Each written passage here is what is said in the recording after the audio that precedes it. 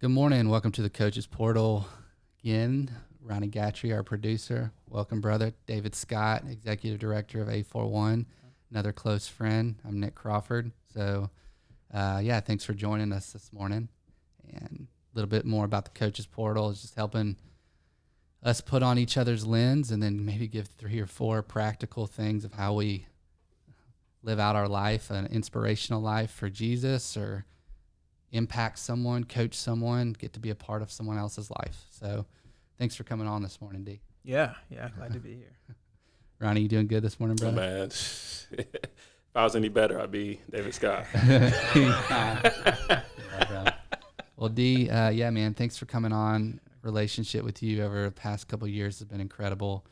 Just knowing you, of course, when you played baseball at Birmingham Southern, and then now getting to work with you at A41, and just getting to do life. But one of the first questions we kind of ask each person is share a little bit about your story, man. Help us put on your lens, where you come from, and just anything you'd like to share. But I'm going to cut you off at 5 minutes, no matter what. Good. And Ronnie's going to get mad at me because I only gave him 3. So Cool. Well, yeah. I'm David Scott. I'm from Atlanta. Anybody that knows me knows I always start off with that. It's a character flaw, but I do it anyway. From Atlanta. Always grew up in sports, grew up in the church. Really always had, from a class standpoint for sure, like pretty privileged kid, to be honest. Always had everything I needed and most of what I wanted. And I'm not ashamed of that. Very, very thankful to have had parents that worked really hard to provide that. But yeah, that's kind of like the basis of my childhood. And then, went to college here in Birmingham, at Birmingham Southern, in 2013, graduated in 17, played baseball, all 4 years there. Wonderful experience. And I can't say enough about the growth I went through as a person and a player, and also as a believer in that. And, you were a big part of that, Nick. So, and then, after graduating from Birmingham Southern, stayed here, started working, continued kind of volunteering with A41. Knew, all along knew that this was something I couldn't quit doing even if I wasn't doing it full time. And then that grew more to, maybe I could do that full time. And then, the opportunity comes up and end up leaving the world of commercial banking, commercial lending, and entered nonprofit management and coaching. So praise God. Yeah. No. So that's the abbreviated version. But yeah, love outdoorsy things, love sports. I am a self-proclaimed Twitter addict. Oh, man. It's not okay. Really, it's not. Man. Don't follow me on there. Y'all do not want to. Yeah. But yeah, that's like, it's my morning paper. It's my bedtime story. Love some Twitter. Love some Twitter. It's really how I get my news. It's how it takes all those things. That's awesome. So you were in the commercial banking world for a while. As you said, service first, and then definitely tried to talk you out of A41, but felt like it was something God was just like, of course, leading the next story. One of my favorite things is like stories about you. Not only this something different, you were like All-American baseball player too, which most people don't know. I'm just going to drop that. Represent that. Y'all need to go Google that. Google. Fact check. Fact check. A while ago. I don't know about that. Maybe preseason or something. Yeah. But one of the first things I wanted to start out with, and it's been like even inspiring to me, is you love to read. Mm-hmm. I think reading's like one of your biggest things. But if one of the things you always told me is if anyone ever asked you what gift you wanted, you always told them you want a book. Mm-hmm. So kind of go into why is that? When did reading start? And then why also do you tell people to get you a book? Yeah, so that's a very recent development. I hated to read up until about age, I'm serious, like maybe 19, 20, probably even more than that, probably like 21. Hated it, like did not. and it'd be different if it was like the newspaper or something short, something like that, but not books. Did not like it. So very recent development, but that is true. If anybody doesn't know what kind of gift to give me or anybody close to me, I always say, and I love this, a book that means so much to you or changed your life, recommend it to me, but don't tell me why. And then I'll put myself on some sort of deadline to read it, figure out why, and then of course that'll spark some sort of emotion or definitely a conversation, to where as a result of my reading that book, I now know you better. We have connected without you saying a word to me. I just need you to recommend that. If you don't have a book, just like some really expensive like underwear or socks. So I'm serious. No, I'm really so serious. I have like 4 pairs of like $20 underwear, and I love them. Man, they're really good. Hang on. You cannot underestimate that. You really can't. Lulu, I've got a foundation. pair, and they are legit. Man, my dad told me a long time ago. Man, he said, "Be mindful of what separates you from this earth." So, like, don't buy cheap tires, don't buy cheap shoes, don't buy cheap socks, don't buy cheap underwear. Things that separate you from this earth. Like your shoes are the difference. I mean, here's the buffer between you. Wow. We're off topic. So if you don't that's have a book, bar.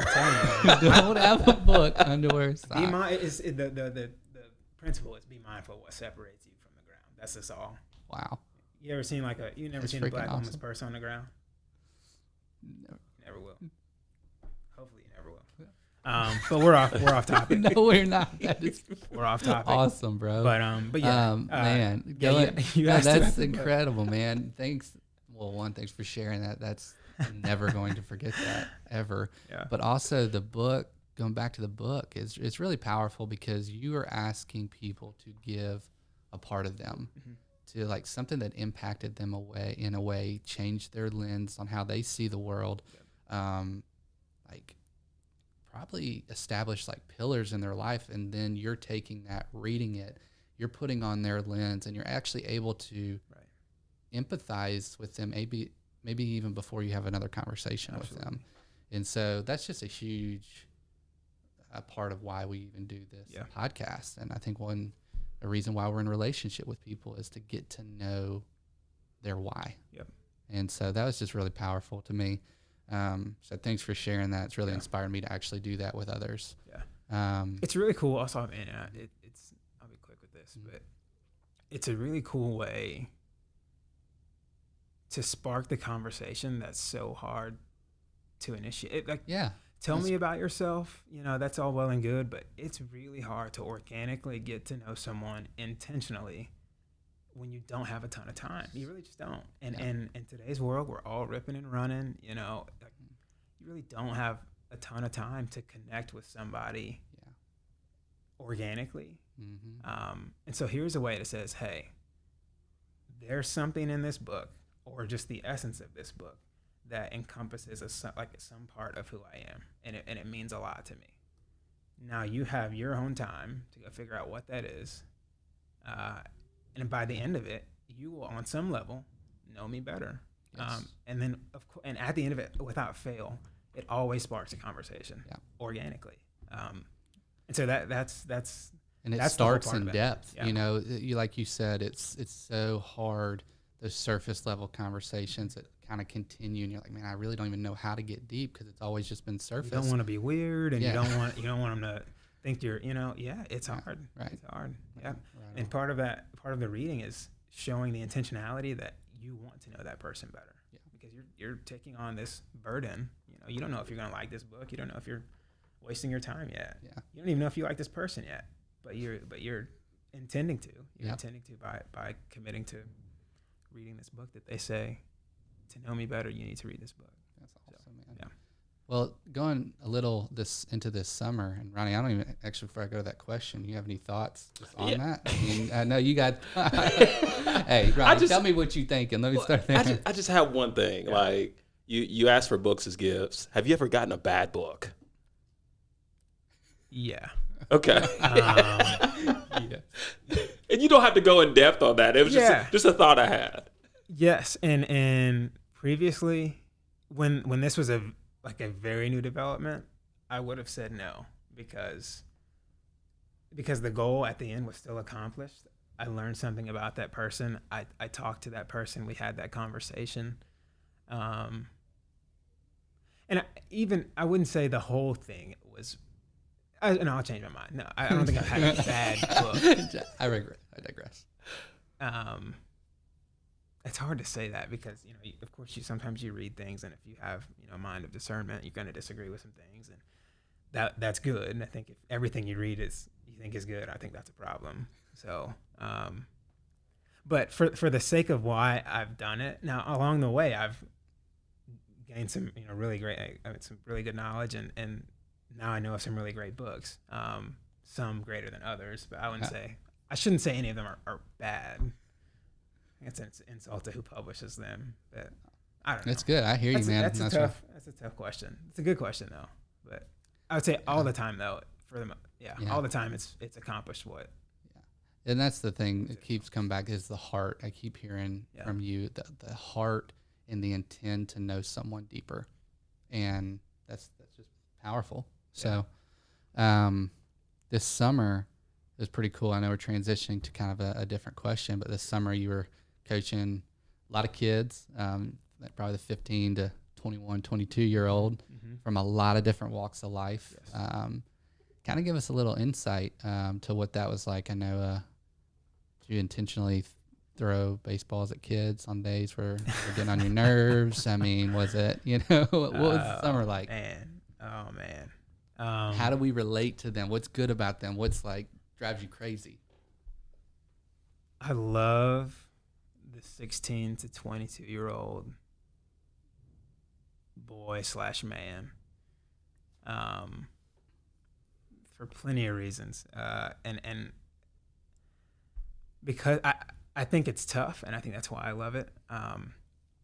Number one, because I see myself in them at so many different stages. I see parts of me, parts of my past that make me cringe. I mean, parts that I hate that I wish I could just rinse them of. But then I see parts that I love, that I wish I still had more of.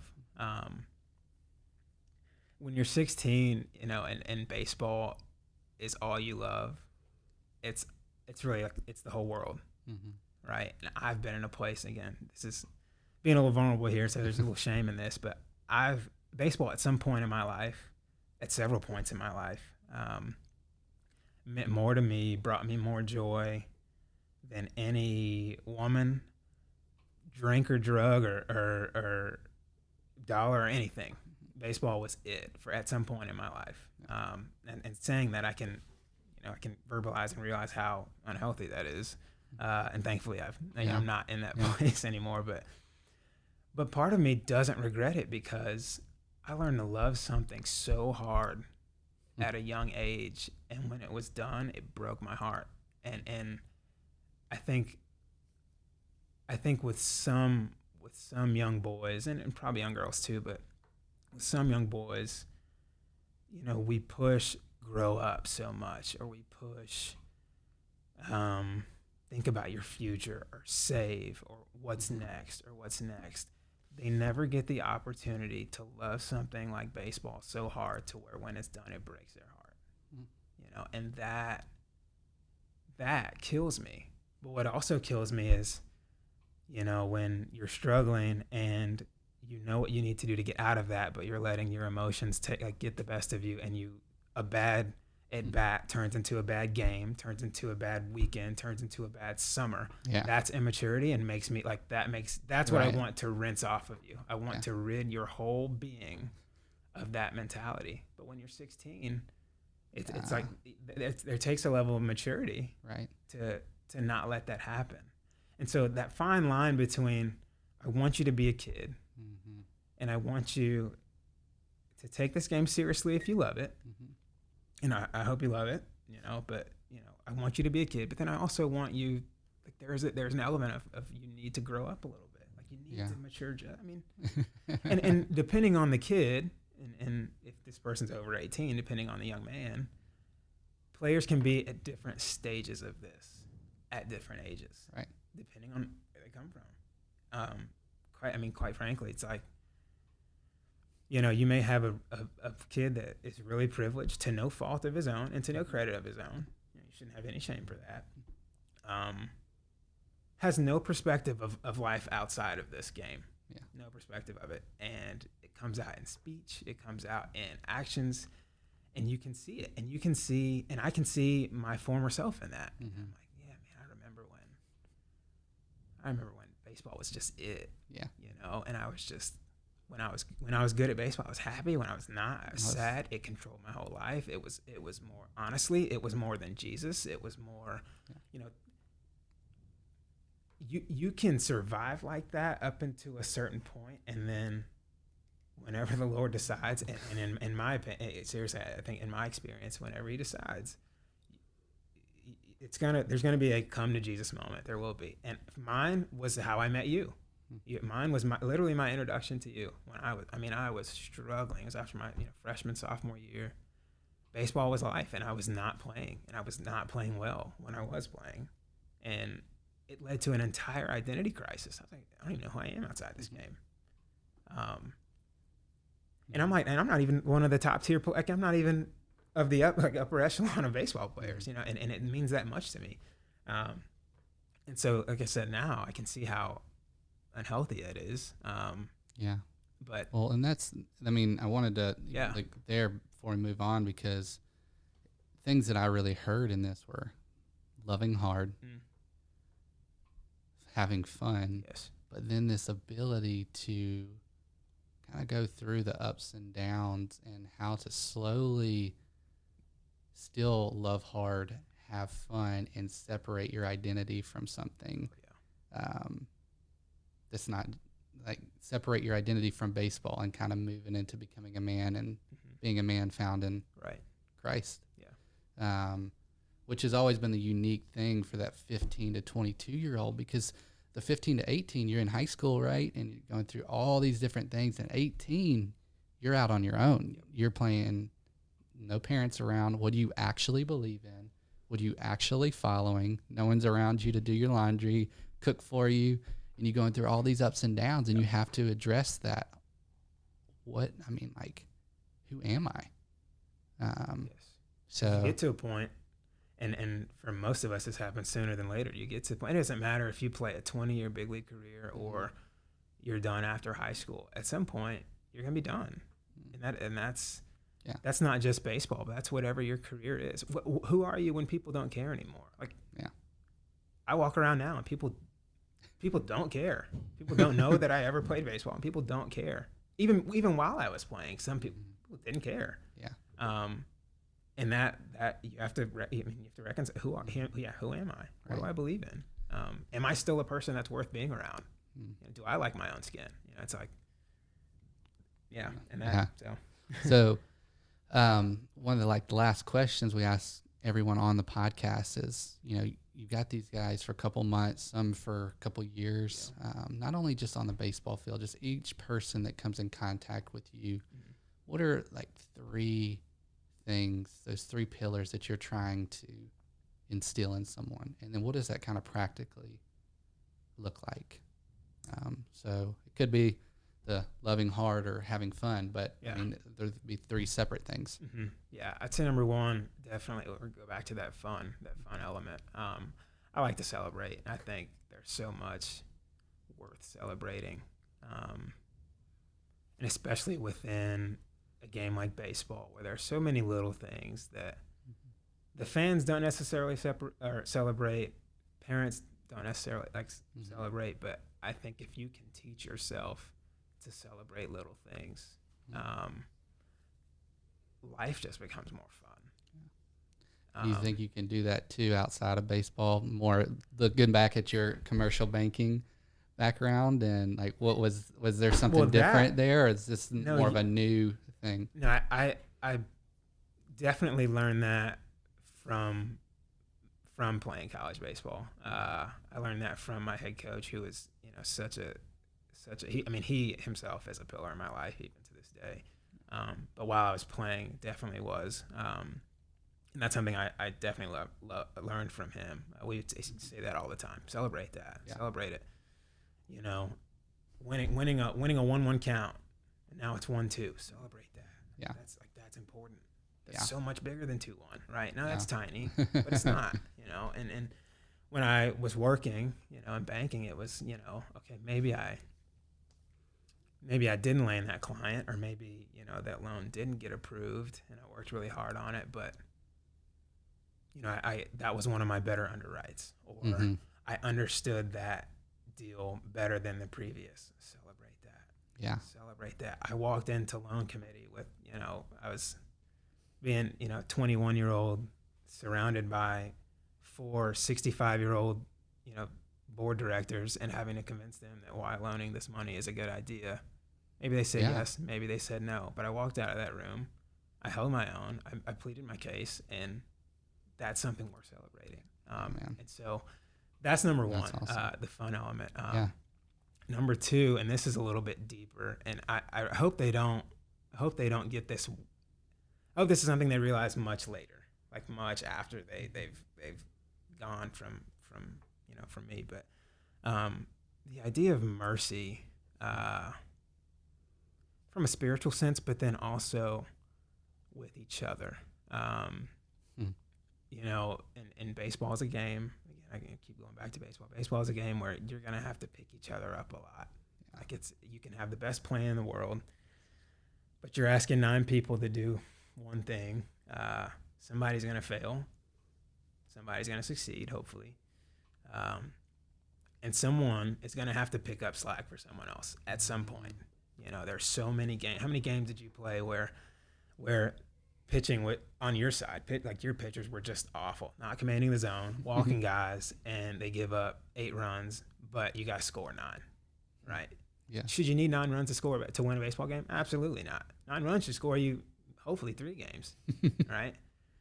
But you had to pick up your staff. How many times were you throwing away at bats at the plate, and your staff throws a gem for you, and you win a game 2-1.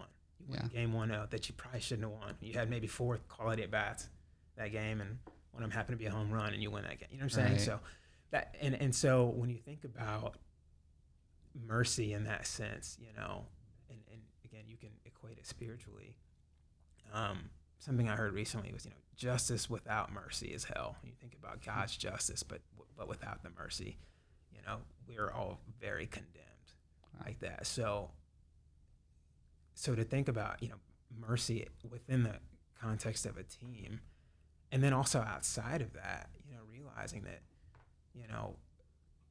being perfect doesn't, you shouldn't have to be perfect to have to, to be, I'm trying to find the best way to say it. You shouldn't have to be perfect to still be a member of this team, or for me to recognize your humanity. You know what I'm saying? I can still love you and not necessarily like you. Does that make sense? Like I can love you because that means I recognize you're an image bearer. Yes. I recognize you as my teammate, as an image bearer of God, and I recognize your humanity as something sacred, as something to be beheld, something to be valued. Yeah.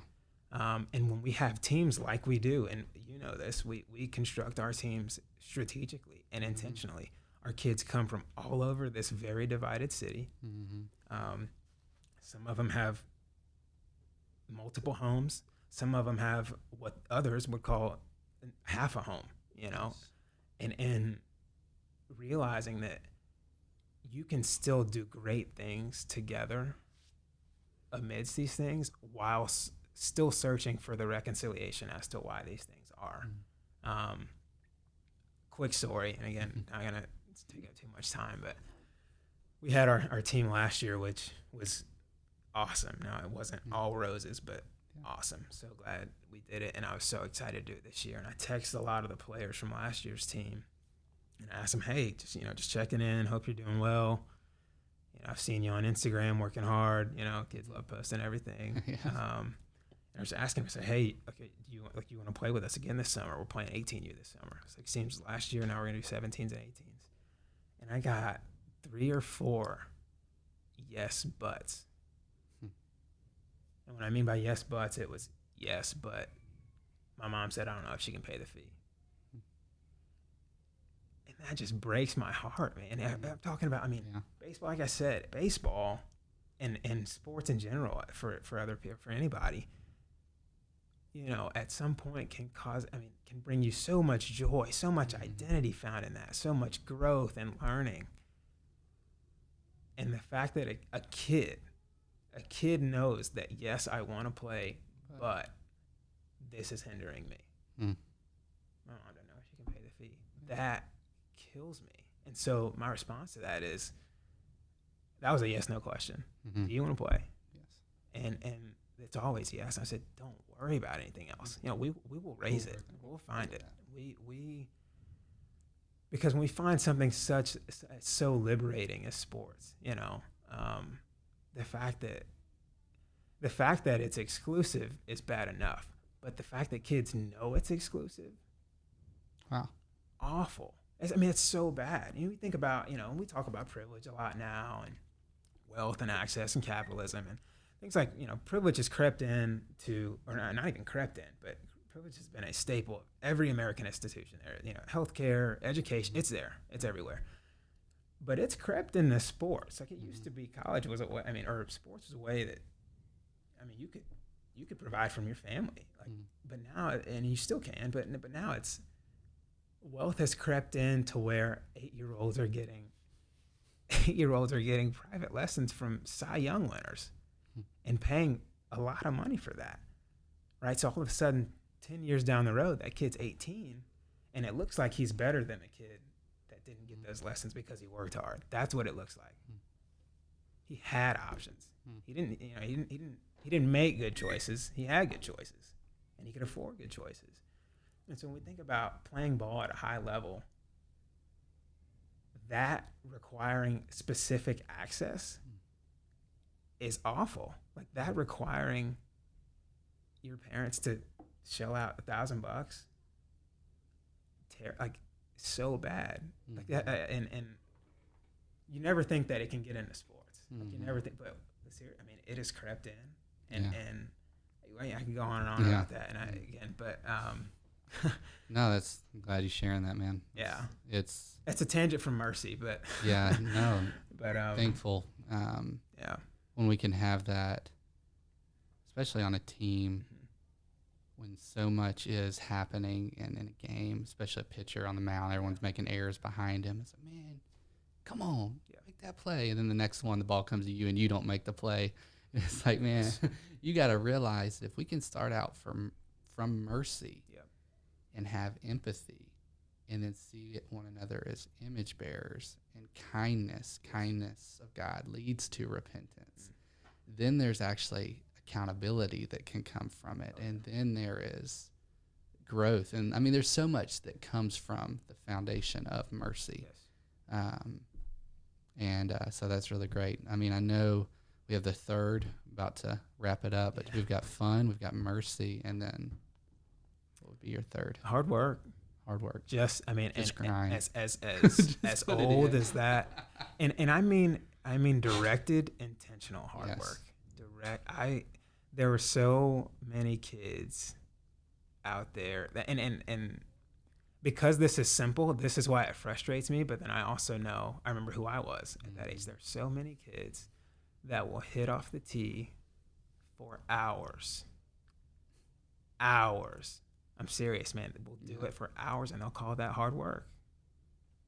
Dude, that ain't hard work. When is this ball ever going to be still? You like doing that, right? But you're going to keep running away from the weight room. Even though there is a direct correlation. And it is clear as day. If you are stronger, nothing in this life is harder. Everything in this life, name one thing that's harder as a result of being stronger. Nothing.